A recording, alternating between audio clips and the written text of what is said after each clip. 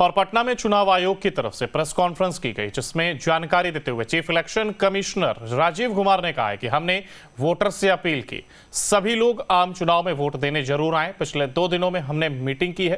पहले दिन हमने सभी पॉलिटिकल पार्टियों से बात की, जिसमें पार्टियों का कहना है कि चुनाव से पहले वोटर लिस्ट मिले और सभी बूथ पर अतिरिक्त पुलिस बल को रखा जाए। इस दौरान ईसीई राजीव कुमार ने जानकारी देते हुए बताया कि गर्भवती महिलाओं और बुजुर्ग लोगों को वोटिंग के दौरान सुविधा मिलेगी। तो वहीं रीजनल पार्टीज ने मांग की है कि चुनाव के प्रचार में गाड़ियां कम इस्तेमाल करने दी जाती हैं, इसलिए गाड़ियों को और बढ़ाने की मांग की गई है। जबकि पार्टियों ने कहा कि वोटिंग में पहले बैलेट पेपर को गिना जाए। वहीं चुनाव की तैयारियों को लेकर के इस सीईसी राजीव कुमार ने कहा कि बिहार में 40 लोकसभा सीट है और झारखंड में 14 सीटें हैं। बिहार में कुल 7.64 करोड़ मतदाता हैं। आगामी चुनाव में हमारा फोकस महिलाएं भी हैं और हम महिलाएं को आगे रख आकर वोट देती हैं। इस बार नए और युवा वोटर भी बहुत होंगे। जबकि बिहार में कुल 77,393 बूथ बने हैं। हमने पूरे इलेक्शन की मनी पावर से दूर रखेंगे और CVIL ऐप आप किसी भी प्रत्याशी के बारे में जानकारी दे सकते हैं। इलेक्शन कमीशन की तरफ से 2 ऐप भी जारी किए गए हैं। इसके अलावा KYC ऐप से वोटर अपने कैंडिडेट के बारे में जान सकेंगे। KYC यानी कि नॉलेज योर कैंडिडेट है।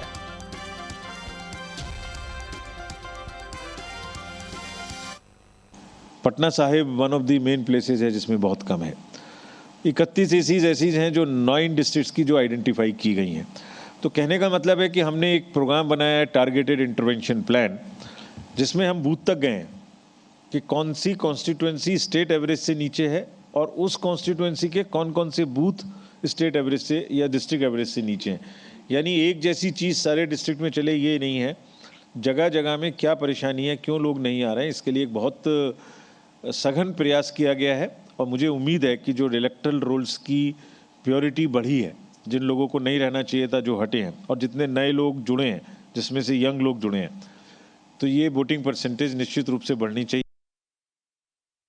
इलेक्शन सीजन मैनेजमेंट सिस्टम हमने बनाया, इस पर जितनी भी स्टेट की और सेंटर की एनफोर्समेंट एजेंसीज हैं वो सब हमारे इस सिस्टम पे आना शुरू हो गई हैं और जिस दिन तक अनाउंसमेंट होगा उस दिन तक सब आ जाएंगी।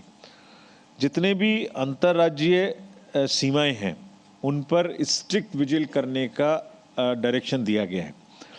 पुलिस इंटर चेक पोस्ट हैं करीब जो यहाँ वर्णन दिया हुआ है मेरा 279, जिसमें इंटर चेक पोस्ट हैं 112 और स्टेट एक्साइज की 79।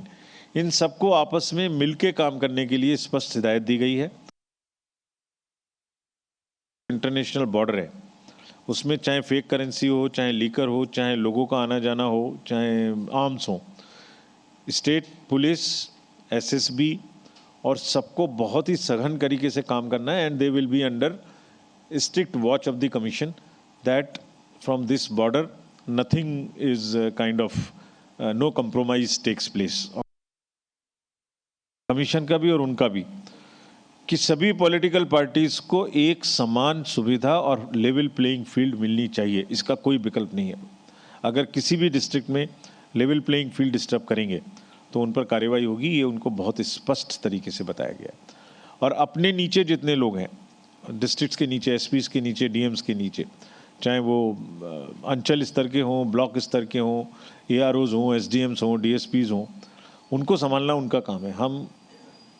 हम कलेक्टर्स को और SPs को रिस्पॉन्सिबल मानेंगे अगर कहीं भी लेवल प्लेइंग फील्ड डिस्टर्ब होगी।